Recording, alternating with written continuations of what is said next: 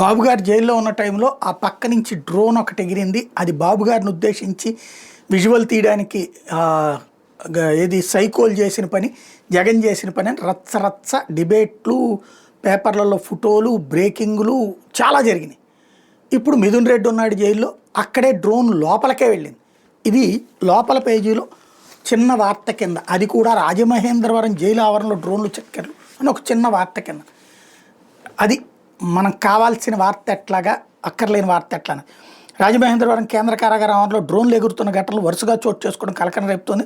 మంగళవారం రాత్రి సుమారు 8:40 గంటల సమయంలో డ్రోన్ రావడానికి గుర్తించి స్థానిక పోలీస్ స్టేషన్లో ఫిర్యాదు చేశారు.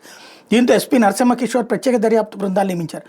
బుధవారం రాత్రి సైతం 9 గంటల సమయంలో డ్రోన్ రావడంతో అప్రమత్తమైన జైలు పోలీసు అధికారులు దాన్ని స్వాధీనం చేసుకున్నారు.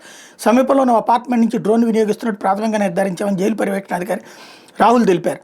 2 రోజుల క్రితం కూడా ఓ డ్రోన్ ఎగరగా విషయాన్ని ఎస్పీ దృష్టికి తీసుకెళ్లినట్టు సమాచారం. మద్యం కుంభకోణం కేసులో నిందితుడు వైకాపా ఎంపీ మిథున్ రెడ్డి కారాగారం రిమాండ్ ఖైదీగా ఉన్నారు. ఈ నేపథ్యంలో ఎవరైనా ఉద్దేశపూర్వకంగా డ్రోన్ ఎగరవేస్తున్నారా, ఇతర కారణాలు ఏమైనా ఉన్నాయా అనేది తేలాల్సి ఉందట. అదే చంద్రబాబు గారి టైంలో అయితే కుట్ర, ఆ ఫోటోలు తీస్తానికి, అది చూడటానికి జగన్ స్వయంగా చేపిస్తున్నాడని రాశారు.